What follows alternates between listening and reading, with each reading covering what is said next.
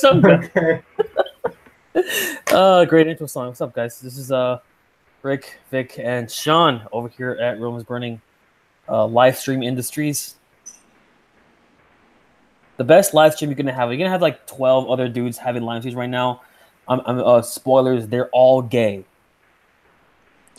and their entire live stream shtick is about getting them to have you suck their dick. So don't listen to them. Listen to us instead. We're better. I agree.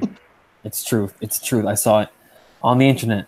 Sean, we are probably the few podcasts that are completely endorsed by Matt Forney. yeah. Matt Forney called us the 140 IQ TRS. Except I can't even call us anything like TRS anymore. Like this is something that we were talking about, dude. Like the thing we call the alt-right or the dissident right, it's pretty dead right now. It's all separated into factions. You have the white nationalists. You have the extremist Catholics, extremist Orthodox. The pickup guys are kind of still doing their fucking their degenerate fornication racket. There's no real. There was like a moment where everything was completely united. Everyone had the same narrative, lockstep. But after the election, it kind of dissipated. It'll probably, I think, it'll gather back up again, and I can't wait to see what happens at that point during the next election. Maybe a bit during the midterms, just to kind of trash post a little bit. But I think that upsets me. That I think our life is so defined in modern America about these election cycles. Mm-hmm. Because every 4 to 8 years, the entire culture does a massive 180, and just goes increasingly more insane. Yeah, right. Yeah, it's just every. It's just like it's a constant cycle of hyping up the insanity.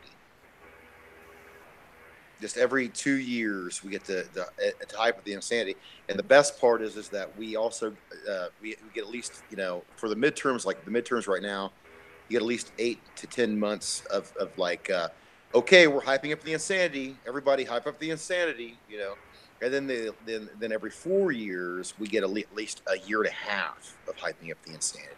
The whole media complex comes together and just tries to like turn America into Deadwood, the TV show.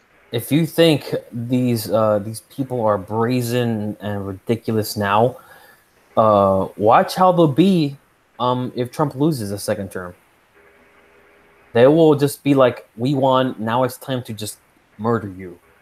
Yeah, it's payback time. Yeah, there's gonna be no appealing to reason or ethics. It's gonna be like, you're all Nazis and you're all getting punched. Mm-hmm. Yeah, we can't repeat that enough. You know what I mean? No one's a Nazi except for there's like a handful of Nazis. There are, you know what I mean? But we are all Nazis to them. They're Rand Paul as a Nazi. First it came for the Nazis. Literally, they did. And I did not speak up because I was not a Nazi. And I mean, it keeps on getting crazier and crazier. I'm loving it. And set the precedent. What set the precedent? Okay. And I was tweeting about this the other day.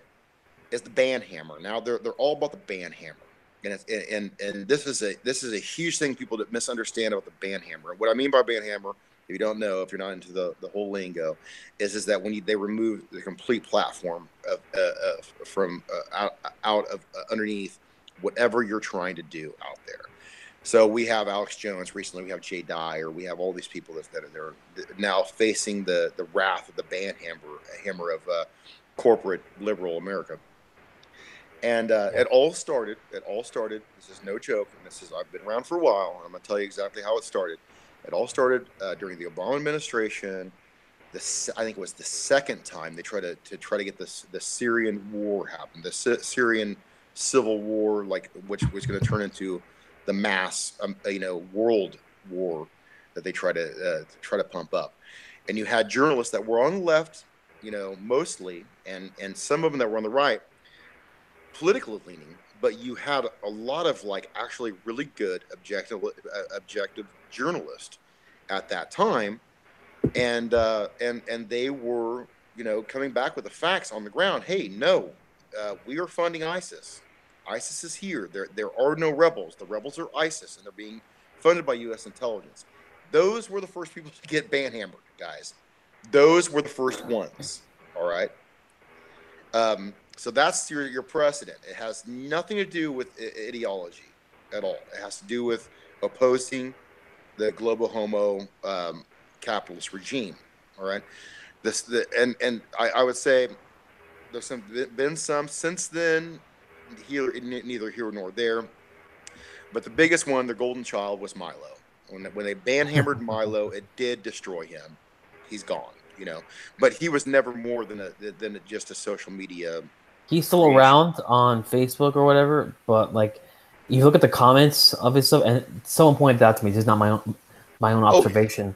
The comments is all this like boomer cat ladies, like want like their hip gay friend they can repost to liberals, being like, see, I'm not homophobic. Right, yeah, oh yeah, and that was always, of course, the drawl of the the milquetoast conservative is that we have one on our side. You know what I mean? So we have our gay. Here's our gay, and he agrees with us. And and he had what? I mean, God, I don't even remember, Rick. He had so many followers on Twitter. It was insane. And a lot of those followers, of course, it was like the Howard Stern syndrome. Was like a lot of the followers were following him because they fucking hated him. So they ruined him. So now they think that's the precedent. That's how you can do things. And the other thing that's going on with this is that the left is they've whipped the far left in such a frenzy, and such an insane frenzy about Trump, which I'm telling you, as an old school Union Democrat, I grew up my whole life voting Democrat and voting in that area. I will tell you right now, there is no difference between Donald Trump and his platform and everything that he promised to do, and Bill Clinton and his promises and what he was going to do, 20 years ago. The only difference is that that Trump is trying to actually do it, and Clinton did the opposite, of course, sold out, just like Bush did, just like Obama did, And I'm not trying to, I'm trying to be as objective as possible about the whole situation. But they're whipping the left into such a frenzy that they have like a constant bloodlust every single day. They must feed Moloch, and they have to give them an Alex Jones every week. They have to give them this, and even I will guarantee. Give me one more second here, Brent. Sorry. I will guarantee that if you talk to anybody in the Democratic Party's think tanks, they know that they are effing up hardcore. That they know that they have created this beast that is going to wreck this midterm, and it's going to destroy their chances of unseating Trump. They know that, but they cannot stop the spiral. They cannot stop feeding the beast. If they do, what will happen to them? They will be replaced. They are looking. All these people. It doesn't matter if it's Jack on Twitter. All these guys are looking down at all the sharks below them, waiting for them to make that first mistake where they get out of line a little bit, so that they can be ousted and outseated and Papa John'd all the way out into the wilderness. And so they're going to keep on give it to them. And I keep on telling everybody to relax, chill. It's great. Keep with the plan that's ahead. Keep on putting the memes out there. Keep on dragging the normies over to our side a little bit by little bit. Keep with the small things. Keep with the small wins. You know what I mean? That's all that we have to do. We don't need to get tiki torches and put suits and ties on and make a stupid display out of ourselves in some random city. What we need to do is keep on online. We won, act like winners, and keep on pushing the message little bit by little bit. So that's my show. the average leftist is more on a hint than Alex Jones is. just in the other direction. We got our buddy Skyhook over here. He said the next time a Democrat is in office, Republicans will never get elected again, and we'll live in a one-party state. Maybe. I Probably. disagree. I disagree. Now, I understand what he's saying, but you have to realize is that the Democratic Party is going to splinter. They have the Hispanic vote will splinter for the Democratic Party. It will. They won't go right. I don't know if they'll go right or what, but I think that at some point they will. They'll have that. It won't be the Democratic Party. That everything that they're doing, this influx of immigration, all these other things are going to have weird effects on your Beltway liberal and your Beltway Democrats. It's not going to be the same. And if it's not going to be a third party or even a four-party state, the way that we're going, it's going to be a total turmoil within inside the Democratic Party. I think now is the time. Will be the best time to get like the old traditional. Oh God. Traditional worker vote. Under the right wing. Get Heimbach back. No. Not Heimbach. Not the cook crate or anything like that. Just like it was a great observation that was done by like a classical Marxist who was kind of upset about identity politics taking over the left and like all this this gay shit. What he said was this is a capitalist way of fracturing people, because if they're fighting each other over privilege, over this bracket versus that bracket, you aren't worried about workers' rights. And this is like, it's funny that like a literal communist is agreeing with Ian Michael Jones on this point, which is that the left, made a Faustian bargain at some point where they said, we'll ignore all the economic abuse that we undergo as a populace if you just let us have as much sex as we want. That's literally what happened. That's what the postmodern revolution was. Right. It was like, okay, we'll just stop. Like, tell me the last time you saw the left give a shit about workers. They don't. Oh, all the union guys I know that aren't like like old blue dog Democrats, like a complete dying breed, waste of life, waste of time, are like freaking, they're pretty hardcore right wingers, man. All of them. Right. Like next generation is when that's gonna happen. When you'll see like a big sea change of the working class vote. But then again, it has to be solid. That has to be, if anything, has to be solidified as an identity. It's that working class vote, because no one thinks those terms anymore. Now it's just like agree. I like to do butt stuff, or I'm really really black. So people stop thinking like, actually I make like $10 an hour, and my wife works on an unpaid internship, and we can't afford to have like a single child or even look at a child without breaking the bank. Like this is crazy. I have to work weekend. I very rarely, and I work. I've always worked, and I come from big labor. You know what I mean? And I very rarely will run into anybody, union membership or comes from the blue collar area that is not vividly, like, just vastly, just overwhelmingly pro-Trump. And it's about the American populism, which one thing that what people in the right don't really appreciate, especially people who are in kind of the reactionary sphere, or the religious or the esoteric sphere, they gloss over a lot of the kind of like what you would call like white nationalist 20th century right that happened, and all of them said, no matter what it was George Lincoln Rockwell or any of these people that came out of the last 50 or 60 years, They always said that it would be American populism that will win us. It will be getting the blue collar workers on our side, and it's been something that the powers that be, the elites, have always known, and this is why that it has always been shut down. And anybody that, no matter if it's Ross Perot or George Wallace or whoever it is that is running for president or anybody else that starts to speak in these terms, they will be absolutely destroyed. And this is the genius of and the beauty of Trump was that he was able to grab that football and sneak it across the line and get a touchdown on that.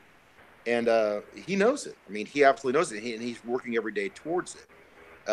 He just introduced these new tariffs, and he's tough talking China. He's tough talking NAFTA, and he's making these things happen. And these are the things that people every day, 31-year-old boomers care about.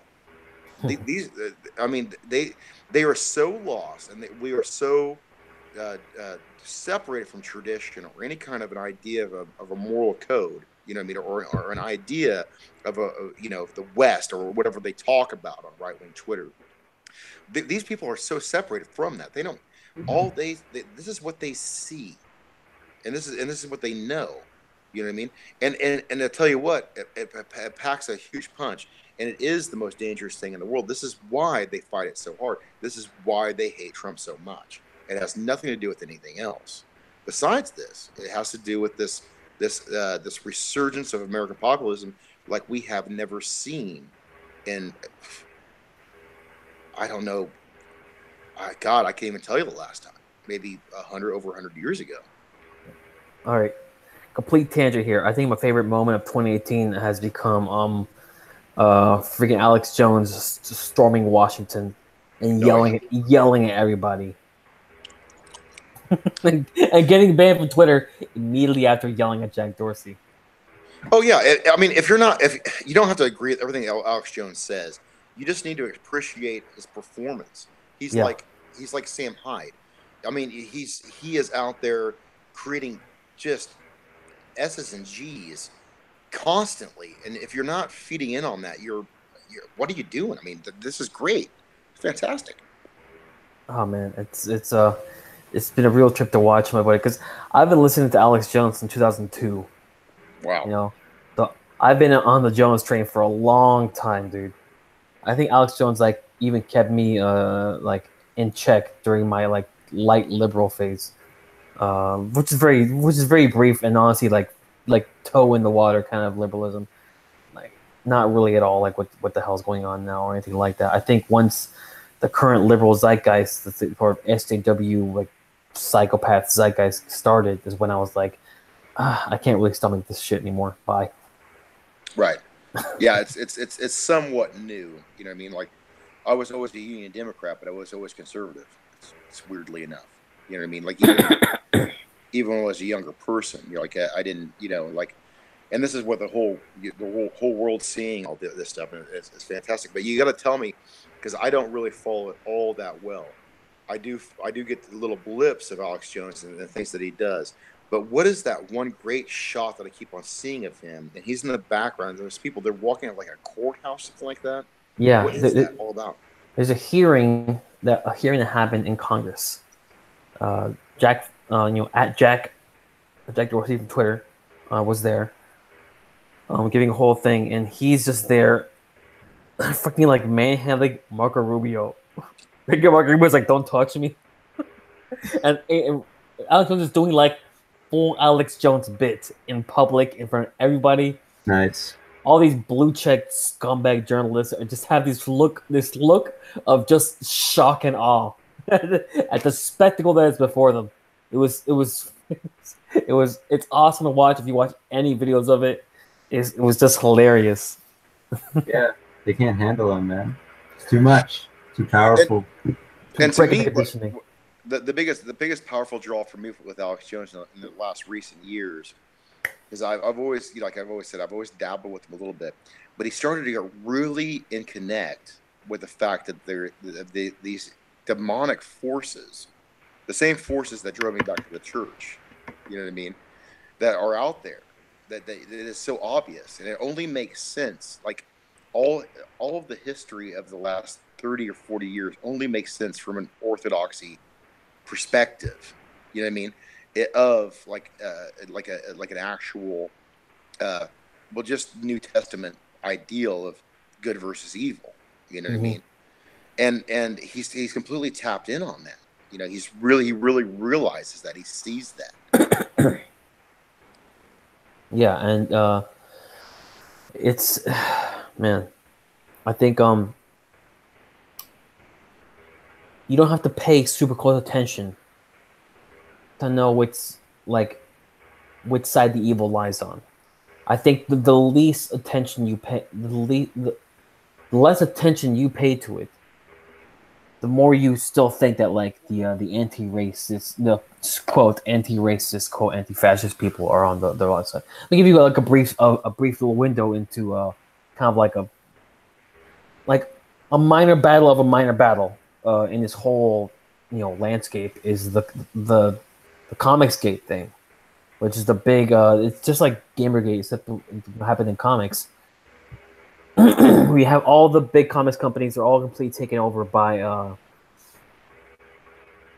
these these SJW people, these freaking radicals. But unlike games, which is still like a dominant media form, and it can still kind of survive on just passive purchases alone, even if the industry is kind of being partially or totally co-opted. Comics does not have that luxury. Comics is it used to be really big back in the day, but it's pretty niche now. It's really freaking niche. So you'll see a wider kind of like fluctuation in sales. So you have these companies get taken over, completely infiltrated, hive-minded, and then they start putting out all this trash. They start putting out G.I. Joe, where they're all like fat black women. And the sales bomb. Like, and who reads G.I. Joe comics? Like, nobody, except like kids and veterans. And so like no one's gonna buy this crap for their kids, and no veterans are gonna stomach like no. Actually, this character's always been like a fit white dude with a Gatling gun, not like an obese Samoan woman. So you can't replace this and have you not say anything about it. And so they bitch about it, and the sales bomb. You have a company like IDW lost like $6 million in 1 year, like reduced their output, their profit like 97% in a single year. But here's the rub: they're bombing. They have a horrible reputation. No one's buying their crap, but they cannot shake the infection off because it's so permeated the company. I think, and we have a comment here earlier. I can't scroll back all the way back up to it. He was worried about what happens with these tech companies that are that permeated, because if that's how it works out, and this is actually a big concern of mine too, is like how tightly they'll grip onto their power. If that's how it works on this microcosmic scale of a single comic company, or even like a bigger company like Marvel, who they ruin characters, they make all these trash decisions and make trash characters. It's shit across the board. Shit. Sales bombing. No reason to keep them around. But the board still hires these people. The people still stay in power. The people still stay influential. They can fire 80% of the staff. The infection is still there. Like, I don't think these people are willing to lose without burning the house down. I think that's my biggest worry. Rick, are you telling me you don't like Squirrel Girl? Yeah, Squirrel Girl. Powers of both Squirrel and Girl. God, shoot me in the face. What a great idea. What do you mean? Okay. Shoot me in the face. What are you talking about, dude? Here's the comment. Here's the comment that I was talking about from Nick Salvador.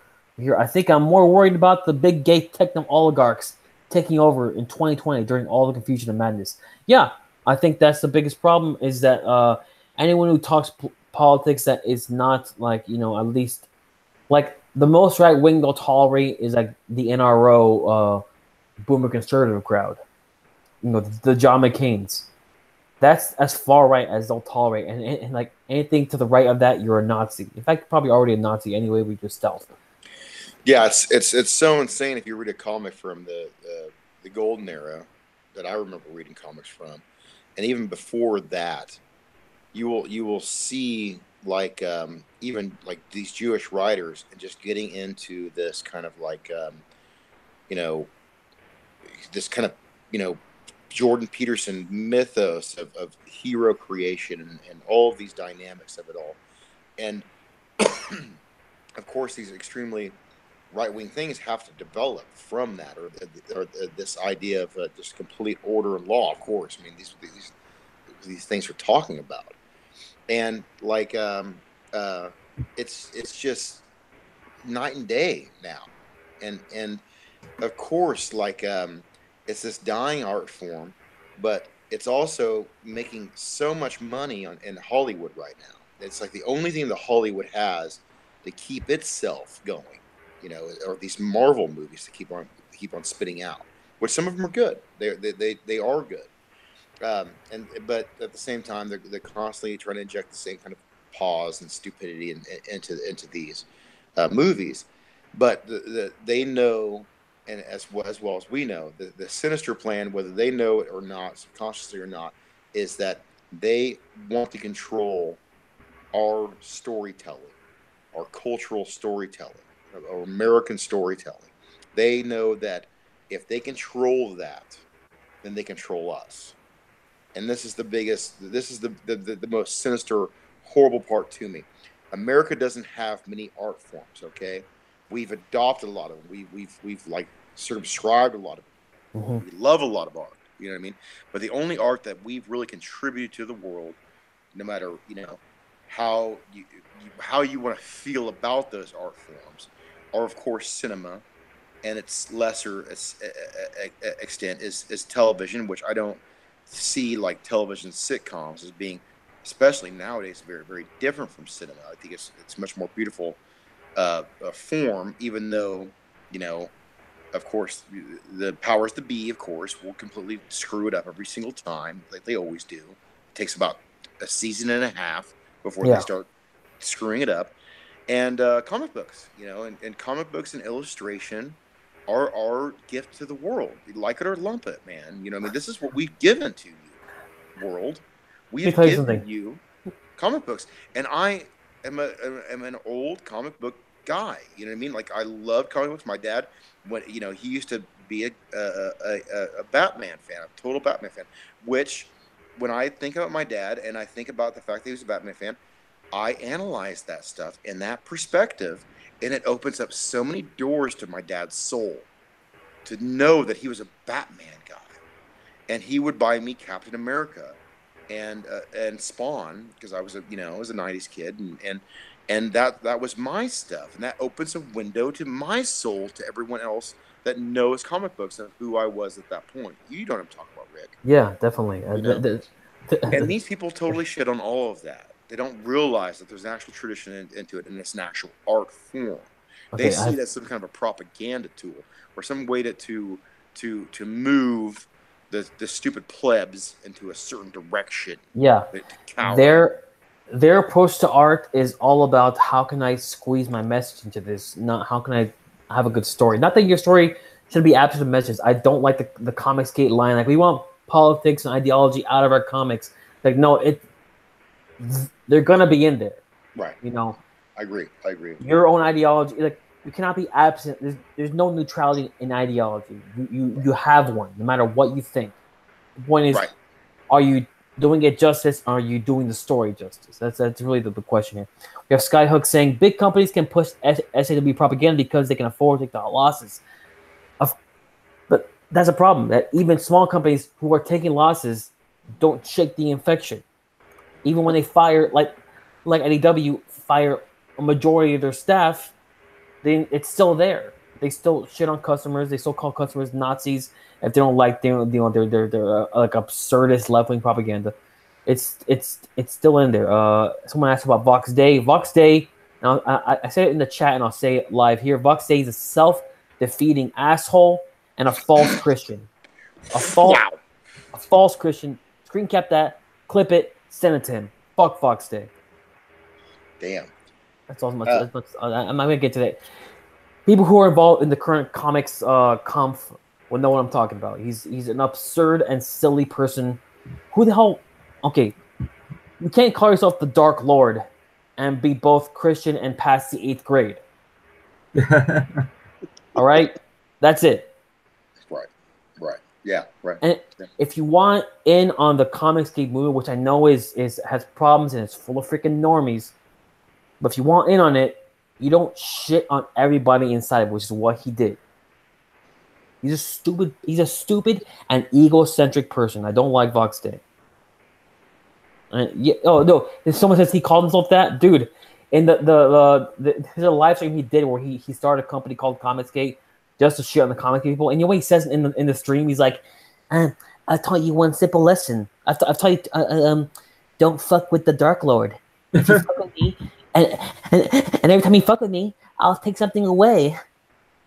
Like, dude, you are not a supervillain. You are a dude with a YouTube account and like a couple small publishing companies. Second, even if you were, you should not be a supervillain because you are allegedly a Christian. But I know he's also some kind of like non-Trinitarian heretic. So whatever. And I just want to go back to the first person that you quoted on about how the corporations are willing to lose money on this. And this is something that we realized years ago, Rick, and I think a lot of people that are listening to us realized, is that this is what we talk about when we talk about, spiritual warfare, is the fact that there is no libertarian argument on how things are going like they are. If you're a libertarian now, you're an idiot. You have no clue. Like, these people are, they're willing to lose lots of money. And it's not the Democratic Party, it's not an ideology that is pumping these things out or making these people do these things. It is absolute things that are going inside their mind, the metaphysical things that they have assumed as their actual spiritual beings. And this is who and what they want to do. They want to be agents of chaos, or they want to be whatever they want to be. It has no ideological real source to it, right? And it has no capitalistic extent to what they want to try to make money or try to do anything. It is a purely spiritual thing that all these people are going through, and this is what they're subjecting the rest of the world to. This is the absolute definition of spiritual warfare. Just like, recently with the deplatforming of Alex Jones or anybody like that, tie this back into that, is that the libertarians will say, well, or all of a sudden you have liberals or progressives or anti-law, and all of a sudden there are these freaking total Ayn Rand libertarians, and they're saying, oh well, you just go, they're just denying you your platform of what you can say. You just go make your own Facebook. Yeah, so you start your own multi-million-dollar tech company with massive infrastructure and hands from the government. Yeah, just go do it yourself. Yeah, fuck off. Here, this is the problem. Suddenly, this is the left is all about my bootstraps. Yeah. All of a sudden, you're gonna be all. Yeah, guess what, guys? Internet was invented by DARPA. It was U.S. intelligence that made all of these things. It's military that made all of these things, funded by tax dollars.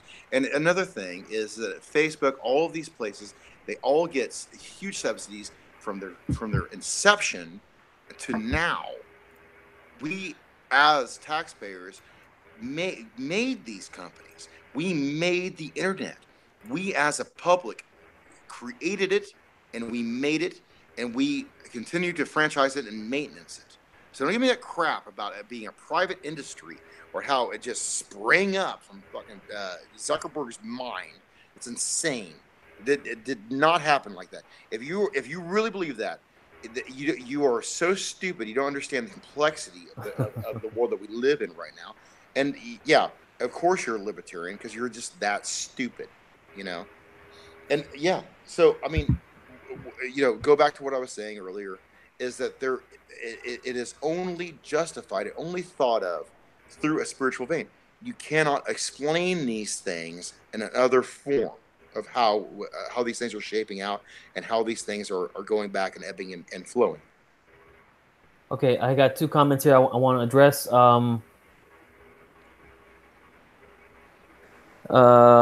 Rick, what do you make of the traps on Alex Jones's phone? That was the most disappointing thing he's ever done. I agree. Extremely disappointing.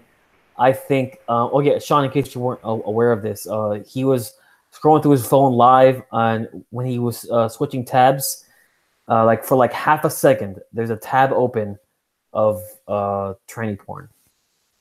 Which I'm sure the lizards, the CIA playing my phone. They totally the globalists, CIA folks, lizards, the globalists. Yeah. But I think he's a recently divorced man. Yeah, I think he's going through a lot of shit. Exactly. Right. Yeah. I'm not saying it's not wrong. It is definitely wrong and disappointing in the extreme. But I hope I hope whatever bizarre perversion in his soul he was feeding, I hope he does not feed it long. I hope it stops. It really and don't judge me by my Google history, please. God. My dad's Google history. I mean, there's a reason why we say that we are all sinners. Yeah, I felt bad about it. I saw him like, oh, Alex, you could do. Yeah, I know. Me too. I was just like, how do you? Yeah, I know. It's so, especially when you talk about the poo pouch. Oh, it's just awful. Yeah, the Rot Pocket. In case you weren't aware, guys. Oh God, let's get right into this. Yeah, let's just get right into it before I read the next comment someone had said to me. Wait, can we call Common Filth to just scream about it? What are we doing? This? Okay, wait. I also want to address Mr. Orthobro's comment here in the chat, which I'll address afterwards. I promise you, I will address it. The Rot Pocket thing, transgender surgery involved dying. To make the fake vagina.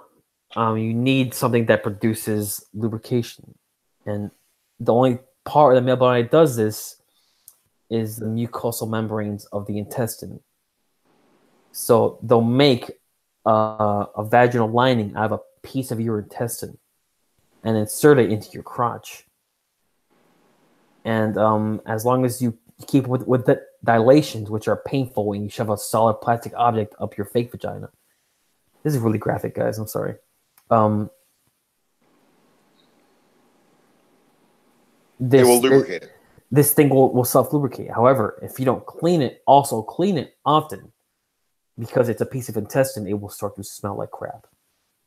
And you will literally have like horrific infections without constant maintenance of this literal opened, freakish flesh warp wound on your body. So yeah, guys, traps are gay, and worse. They're mentally obviously insane. They are something. They are like a little. They're okay. There's that saying like, a gallon of wine is a gallon of wine, but a gallon of wine with a drop of sewage in it is sewage.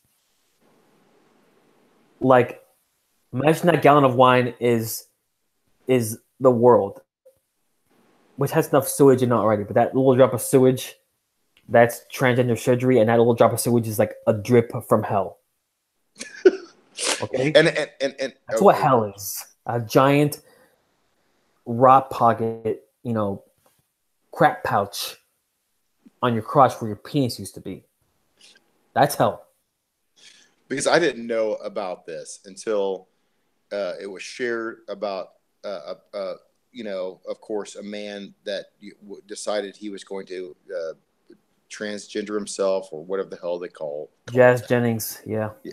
And what he was going to do was he was going to blog all about it, all excited, all about cutting his genitals off, or we're not really cutting them off, but splitting them in half and shoving them back down into a certain part of his area and creating this pouch, and then he was talking about how it was going to be lubricated. I'm gonna blog every day, guys. Yeah. Silence for like a month and a half. Yeah, because And then he releases the promo for the new season of his show, which is his life. And you could just see like the confusion and pain on his face.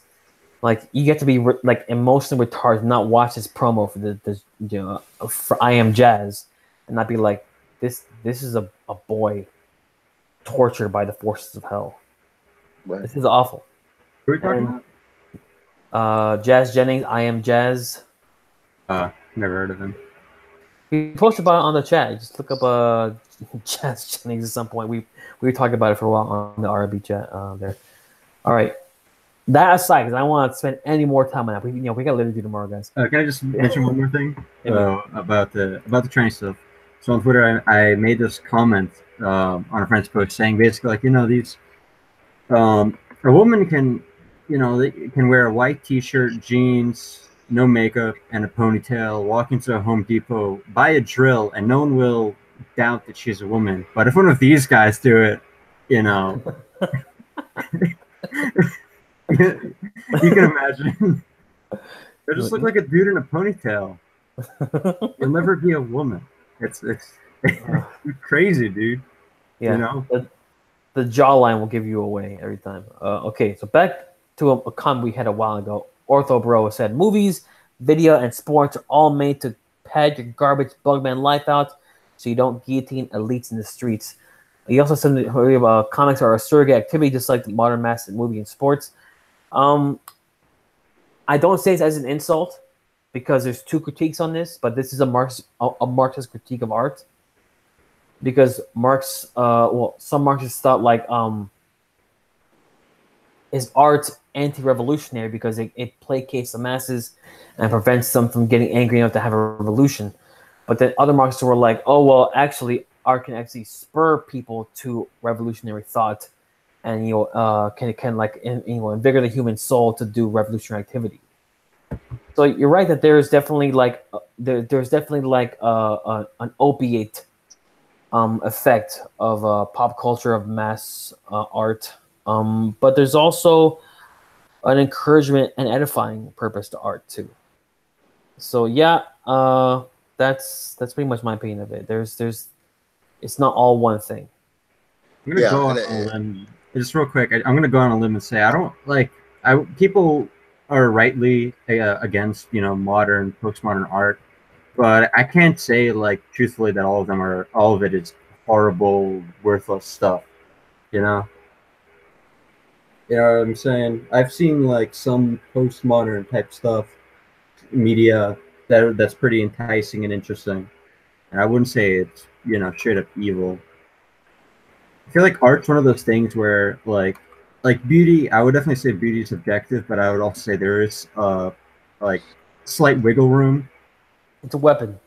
Yeah, that's a. I think it's a weapon. Yeah. Aesthetic terrorism. My view is that art is an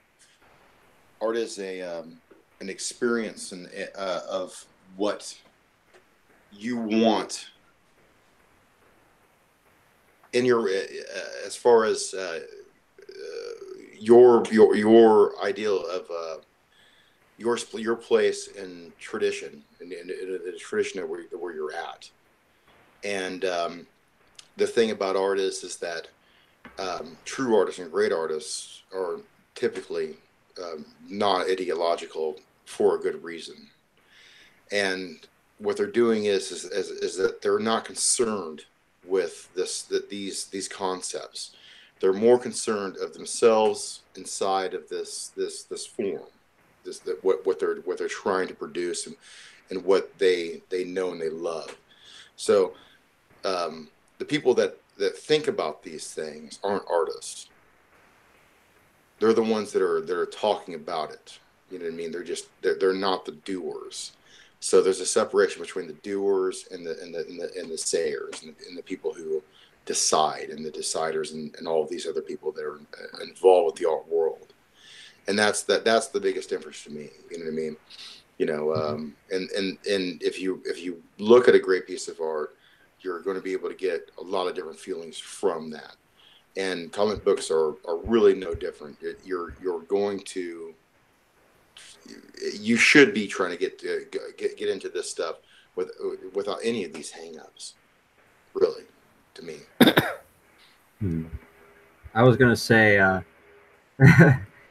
you said something very well thought out and nuanced. I was gonna say, for me, what makes art good art is when I like the colors and when I like the shapes. I like the colors and I like the shapes. I don't need no more than that. Yeah. Funny that they talk about comics being a very American art form, which is true, Sean. However, and I'm not disagreeing with you here, but I think what's really developed. I saw this. There's a 7-hour long documentary on YouTube called Icon. It's about the theory and history of iconography in Orthodoxy, right? Orthodox Christianity. I thought it was really, really interesting that so much of comic theory is like word for word icon theory. This concept of the kind of collapsing of time into a moment where different time things are shown in one image. This directional flow of the image from one part of it to the other by like subtle things that point towards kind of like a statement, a conclusion in the image. I thought that was really, really interesting. That like, I guess comics are like American iconography, like the secular iconography. We have like Brands asked Rick. I think this all stems from the idea that the Middle Ages are for some people were the peak of mankind's relationship with God. I think it's a very like Roman Catholic understanding of it. Definitely, that may be true for them in their tradition, but in the East, when Orthodoxy survived the entire time, there was no collapse, there was no degradation, there was no kind of that swell and ebb and flow and all that stuff. So that didn't really happen there. But definitely for Europe, I think that's when they were the most pure. That's debatable. You could say a lot of things about it. Like a documentary, just look up Icon, dude. Look up Icon documentary, and you'll find like 7 parts of it. Icon documentary. Bam. First result. Icon. 7-part documentary. 3 hours, 35 minutes. I'm sorry, it was not 7 hours. I spoke wrongly. And I don't have to agree with you, Rick, is that the Orthodoxy understanding of icon, or the icon, or the idea of iconography, really does apply to all visual stimulus. And if you understand the theology behind that, and you understand what that comes from, it really does make sense on a whole level. You know what I mean? Pornography makes sense when you understand iconography. Whatever you're seeing, whatever you're engaging into, movies, everything makes sense once you understand the Orthodoxy understanding of iconography. And this is why we fought and died for it. I mean, well, not me, and not my, but this is why it's so important to the church, and this is why so many people fought and died for it for hundreds of years. It's literally insane to think about how people died for icons in church, but it makes sense once you read about it and once you understand how important the visual message is to the brain. Yeah. And there's no escaping the image. Yeah. That's why I think the usual argument against iconography, that we shouldn't make graven images. It's, first of all, like, people who make that argument really need to read The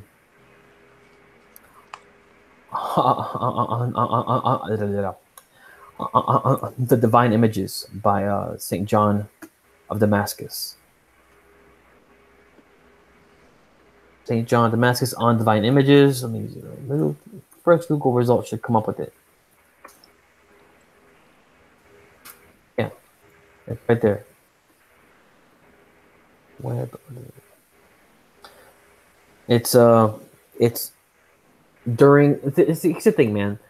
All these debates that people think that they're like really smart for having. It's like Christendom, unbroken Christendom, when it was one church and nothing else besides a couple little groups here and there. Unbroken Christendom before Catholic and Orthodox schism, before Protestantism. Unbroken Christendom already had this debate, and it tore it apart for a couple hundred years. People were talking about, is this right? Is this wrong? Is this breaking the commandment of graven images? And they had a massive council, and even though a lot of people were still against it, they decided actually it's not. If you want a good summary of that perspective from that era, read On Divine Images by St. John of Damascus.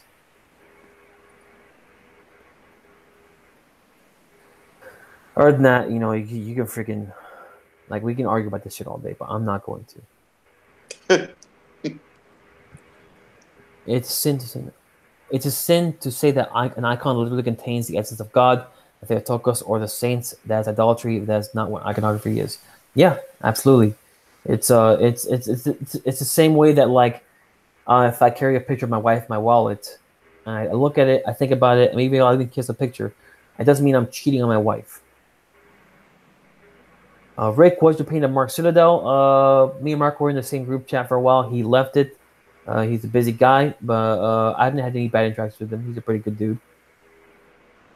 Yeah, Citadel's great, and he's doing great things IRL. Yeah. And but he pops back. I don't even know if he's still on Twitter. Did he break down his Twitter account too? But he had a lot of really great things to say recently with the horrors that are going on with inside the Roman Catholic Church, which we probably shouldn't touch on too much. But he always has a great perspective. The man is just full of knowledge, and I'm pretty sure he's very, very young. Yeah, he's about, well, I guess young is different from our perspective. These wacky kids. Ike Brand asked, the Echinacea was literally settled by Father Dr. Matthew Raphael Johnson. Christ was Greek episode on the Orthodox Nationalist podcast. I have not heard the episode, but he's good. I like him, even though he's schismatic. His stuff is well argued. He's really good. He has a book coming out called The Ontology of Death. He spoke about it on Facebook. He said it's like his magnum opus, his big giant taking down of modernity, the modern mindset, the modern zeitgeist. I really hyped for that to come out. That's going to be like the book. And you know me as being a Dr. Raphael Johnson apologist. I love the man deeply. He's a brilliant mind, and he's probably, he's the greatest American philosopher, and I wouldn't say theologian, but he's a very powerful influence. But one thing I would say is that he is not in any kind of he's not outside of the Orthodox Church at all. He's also, Jordanville is asking him to translate things from Russia. You know what I mean? So he's in touch with our monasteries. He is translating things for them. He is not in any kind of problem.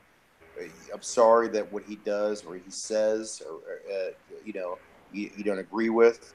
I'm sorry about that, but don't go for these little crappy little snidey feminine things about trying to swipe him as being kicked out of this, or he was denied by this bishop or whatever. If you're going to try to go toe-to-toe with Dr. Raphael Johnson, go. Have fun. Yo, you better know your stuff. Yeah, because he knows this stuff. You can forget about it. He did,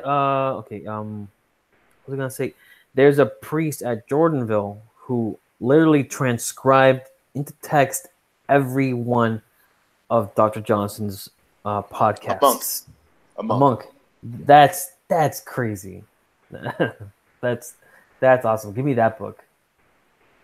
Like, yeah, just no kidding. Seriously, slap it together in EPUB format and publish it on Lulu. I will buy it. It could be like 1,000 pages. I'll read the entire thing. Forget about it. Yeah, this live stream is gay. Hey, Matt Vell okay, I can't pronounce his awful name, but he says his live stream is gay.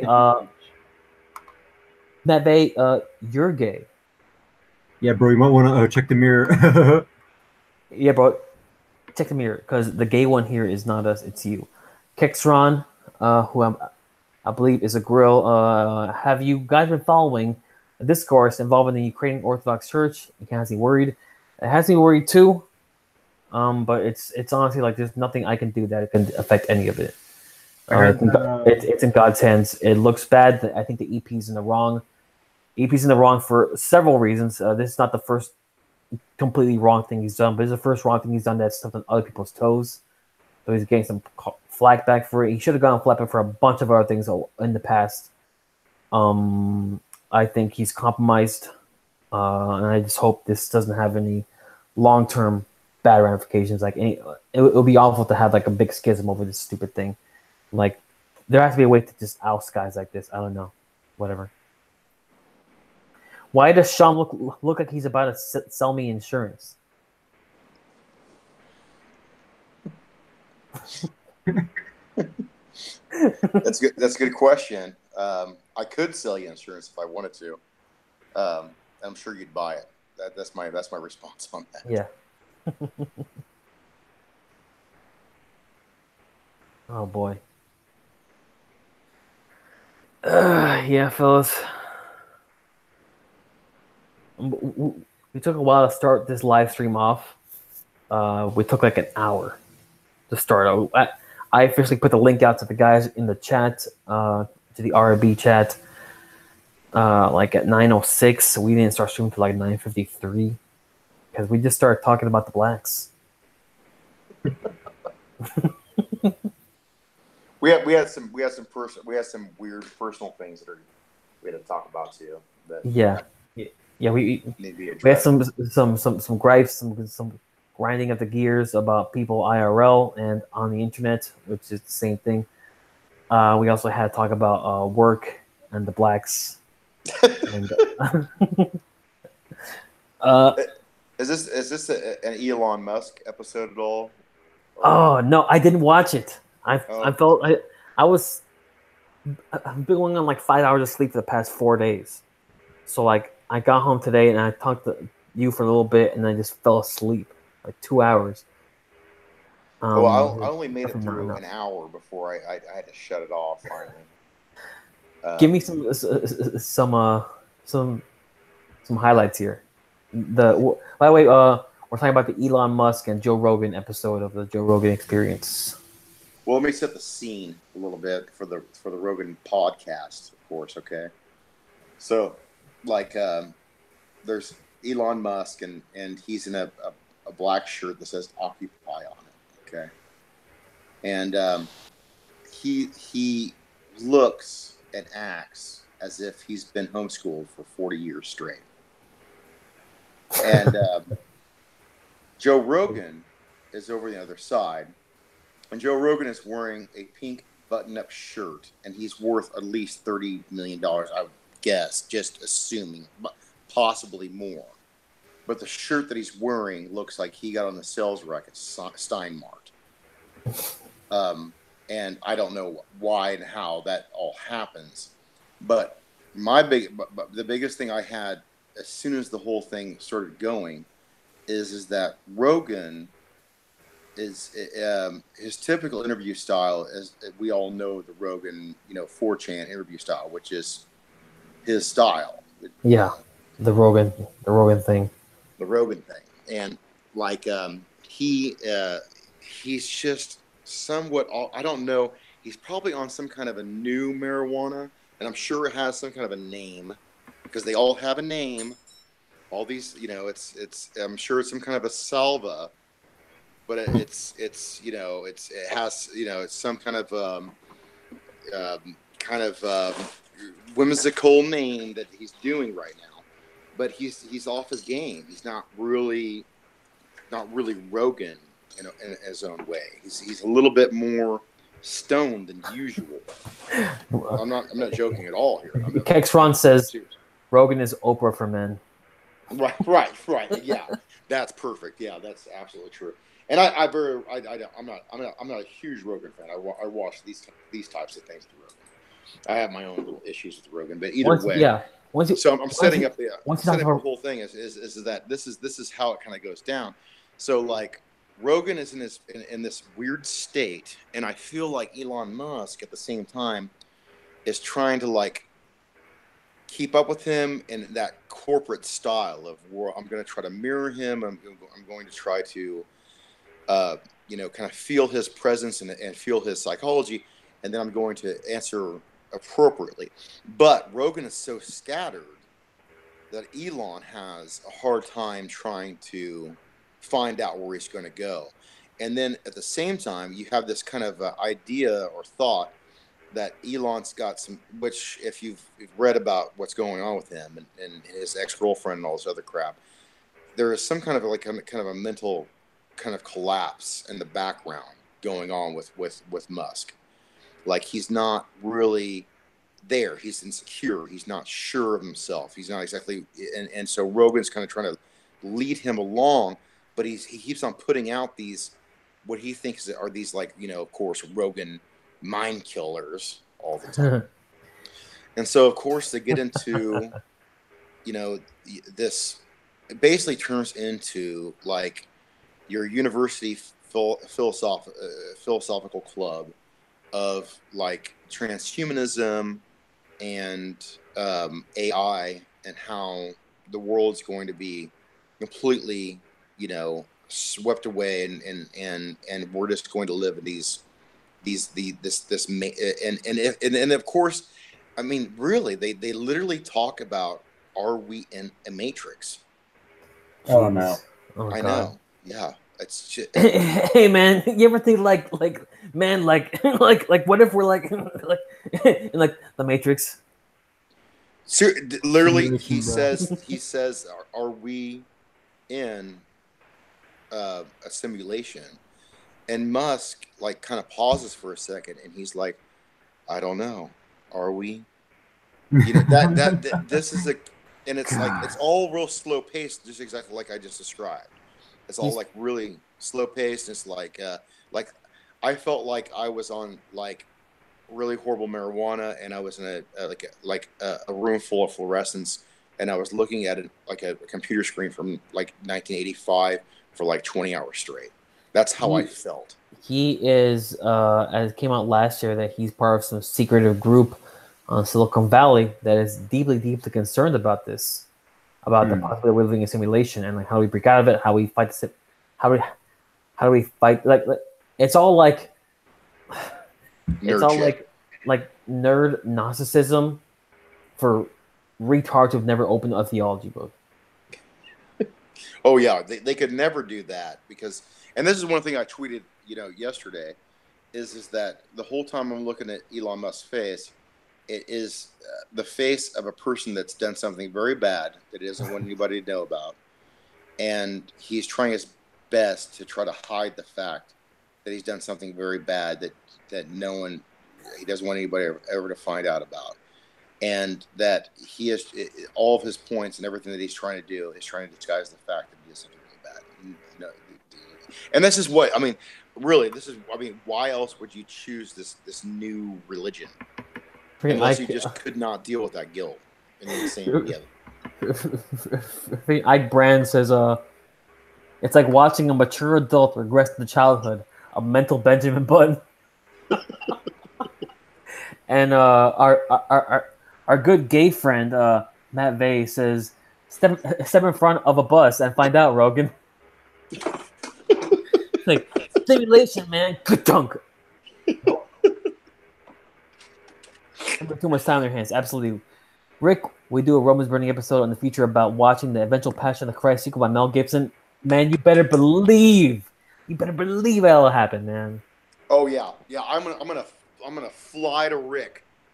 Hell, and we're gonna watch that together. We're gonna live stream. We're gonna, my God, in the blackest theater we can get to, so we can just do it live stream and watch that. Forget about it. Just get full black like commentary track.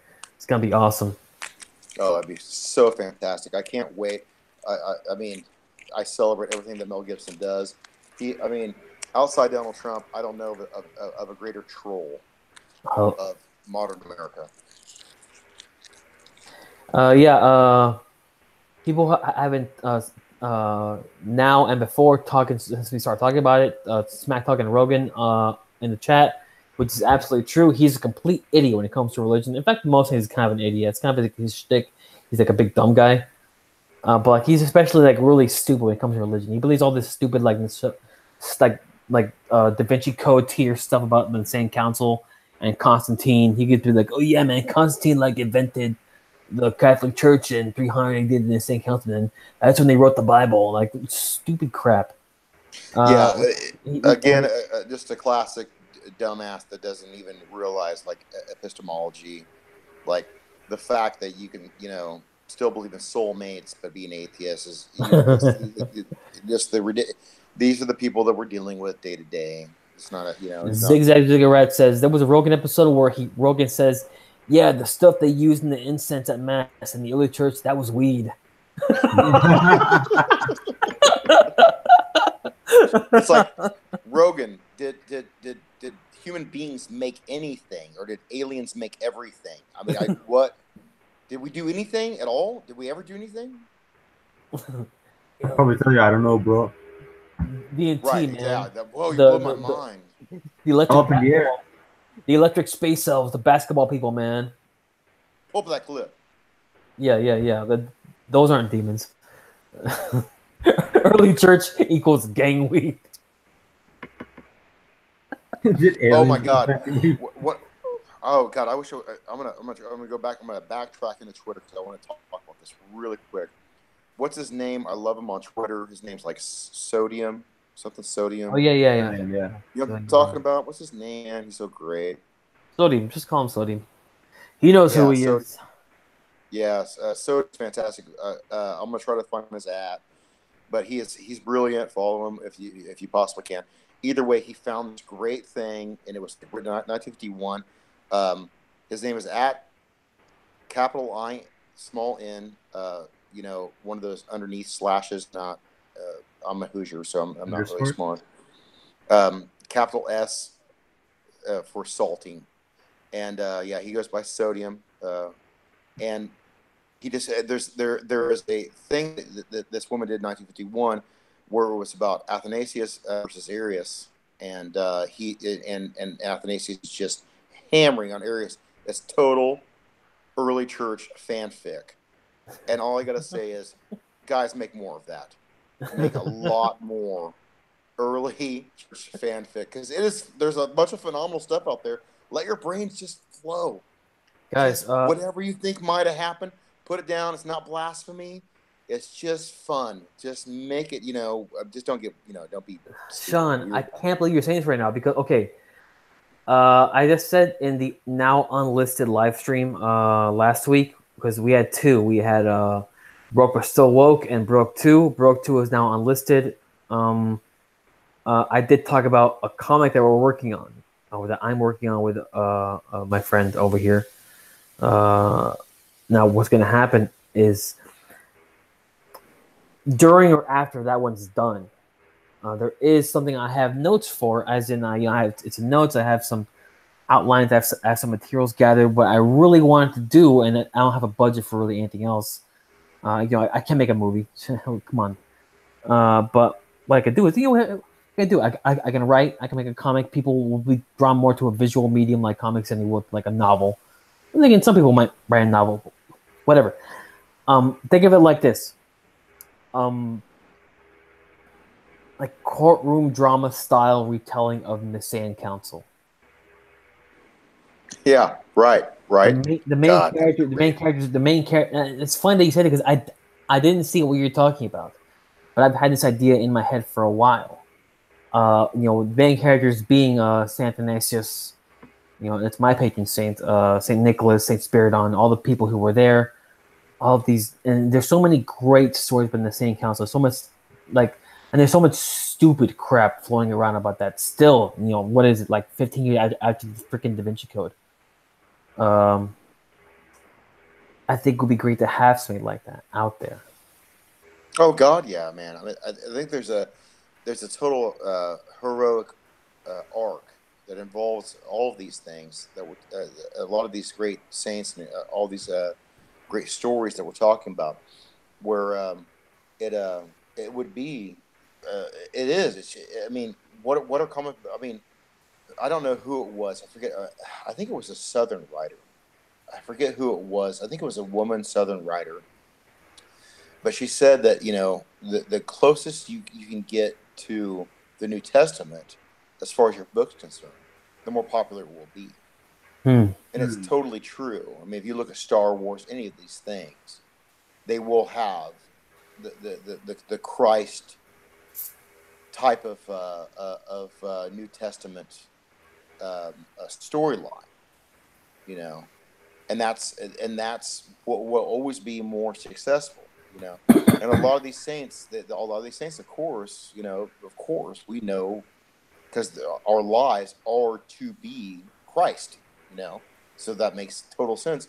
Yeah, of course, their lives are going to be fantastic. I mean, they're going to be totally written for that. Yeah, explore it. Yeah, totally do that, without a doubt. And well, you mentioned the council. I saw this article yesterday. It turns out in Turkey they found the site of the Ecumenical Council of Nicaea. Yeah, and that church, right? You saw that church? Yeah, man. Just like the ground floor of it. That's crazy, dude. And they also said that they might have found evidence that even further below that there's like a Greek or Roman temple, and they just built a church on top of it. Yeah, that's old school stuff. That's how the pagan Romans desecrated but also preserved the cross. They built a church of they built a temple to Aphrodite, and they buried the 3 crosses in the foundation. Because and all these archaeologists are just like completely puzzled by the whole thing. This is actually true. It's like, yeah, guess what? A huge group of people for over 2,000 years that voluntarily gave themselves over to poverty and pray to Christ every single day in the world weren't lying. Shocker. Yeah. They preserved the cross. They what happened was the Constantine wanted to knock down this temple, knocks it down. There's crosses underneath the freaking temple. Or was no? It was his mother who had the vision, like it's underneath this temple. His mother Helen tells him, take this temple down. They knock this old temple down, and underneath it is the cross. The 3 crosses, the 2 thieves, but also the cross of Christ's on. And they knew it was on because when someone a sick man they touched it. They had a sick man touch it and he was healed. Some other versions of the story have a dead man who was brought to life. Who knows what the reality of it was at the time? Maybe he was sick, maybe he was dead, maybe he was dying. But this is how the ancient world worked. When they wanted to desecrate and insult somebody, they would insult like a people they conquered. They would build a temple on top of the thing. So that's what they did. They like, oh, I'm gonna build my temple right over your stupid cross. Haha, I hate you. But however, what they ended up doing was preserving that cross for 300 years. Fantastic, phenomenal. Yeah, so people will tell you that all these things were forgeries. People made this stuff up. No, man. To quote our good friend John over here, I'm not sure if he wants to give his full name, but he has a blog. I'll sooner believe the words of an illiterate peasant than a modern academic. Give me an illiterate, pious peasant 1,000 years ago. I'll believe that guy over the modern academic. because he has skin in the game. Academics, they can go over wherever they want to go to make sure they can get published. It doesn't matter. There is no morality or ethics that are going to keep them involved. But when you know that God is looking at you and that is all you care about, yeah, you're going to do whatever you can to please Him and to try to get into heaven. And that is St. Maximus. That is when you get your tongue cut off and you get your hands crippled, and then you live another 80 years afterwards. You know what I mean? These are the people that we're talking about. These aren't lightweights, man. These are people of phenomenal faith, and they deserve to be completely respected. Daniel asks us, what's your opinion of the IQ worship going in the all right circles? This goes along with exactly what Sean's saying right now. Is look at the saints. Look at the great saints of church history. And if you're Catholic to this, we share the same saints for the first 1,000 years. Look at those great saints and tell me if you can read these stories of men and women giving their lives with a bravery you and I could not freaking fathom. And you think they're gonna lie? Oh my god! What was his IQ though? It's stupid. IQ is important for functionality. It's important for leadership, but in the long term, those things only mean anything if they're serving God. Yeah, all I gotta say is be careful of these suit and tie, right winger, white nationalists, because things are gonna come down here pretty soon. We're gonna find out exactly how they sold their souls for their ideology, man. And they did it as soon as Gamergate happened, and we try to control them as much as we possibly could. And they rejected Christ. They came out and they were critical on Christ, were critical on Christianity. Okay, well, I can dig that. Okay, that's fine. We can talk about that. We can talk in the Nietzschean form of what Christianity did and was, and especially in the 21st century of America, that's okay. You know what I mean? You're going to be really butthurt about how the fact that, the Roman Catholic Church or Orthodoxy, or especially the Protestants, are full of a bunch of people who have compassion on brown people, letting them come into this country, pro-immigration, or very liberal or whatever. Yeah, there's a lot of neo-Marxism, Marxists, a lot of people that are liberals that are infiltrating the church, but it's the last institution that allowed that to happen. All of your other institutions have already been overtaken by that years ago. So don't give me crap about how my institution that I love now has a little bit of infiltration on it. You know what I mean? Your universities, your press, if you name it, it's already been overtaken and overrun by these people. And now all of a sudden, Christians, they're just a bunch of Marxists or something like that. No, all the institutions have already been destroyed. And so now you're going to point at the church. This is the last holdout. It's the only thing that's left. There's nothing else there. Our job is to, as much as we can, try to get it out. Fight that infiltration as any way we can. Right. Even if it's just if all you can do is affect the culture of your parish, you gotta affect it. But you can't affect it in the name of alt-right astrology, like Hexron calls the IQ worship. That's really funny. You can't bring your own baggage into the church. If you're trying to purify the church, your starting point has to be pure, authentic Orthodox Christianity. You can't be, I'm trying to get these left-wing cuts. No, you're trying to get the non-Orthodox out, as in non-Orthodox in thought. Because as we saw with the trad worker collapse, the trad workers party, there's as much trash that a right winger can bring into the church that a left winger can bring. You know, we to quote my priest in a recent homily, he said, "We're not Republican, we're not Democrat, we're not right wing, we're not left wing, we're Orthodox." Yep. Yeah, that's right. And like Kerouac said, you know, I'm not a beatnik, I'm a Catholic. You know what I mean? And this is the pivotal point. You know what I mean? Once you start to get it over to being truly baptized, to being a true Christian, is that you have to give up on your ideologies. You have to see them as silly, weird things that is about self-will and about the pride of man and about the unnatural balance of it. And just God, just read Father Seraphim Rose, Nihilism. God, the best book as far as the philosophy of politics you'll ever read. It'll take you what, Rick, a day, 2 days to read it. I read it on the 4 hour the 5 hour plane ride, and not because it's only 100 pages, like literally almost exactly 100 pages.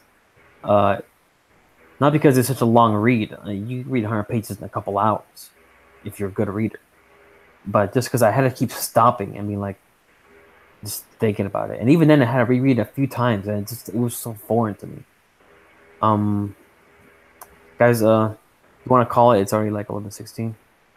Yeah. Yeah. All right. Well, just some, I guess, some closing words. Something that I heard a little while ago that has really been sitting in my head for the past 2 weeks. Is that in the final judgment, we won't just be judged on the wrong, on the sin we've done, but on the good we could have done. Amen. So, you know, let that kind of percolate into your thoughts as it has in mine for a while. You all have a good night. Go to church tomorrow. See y'all. God bless you. God bless you guys.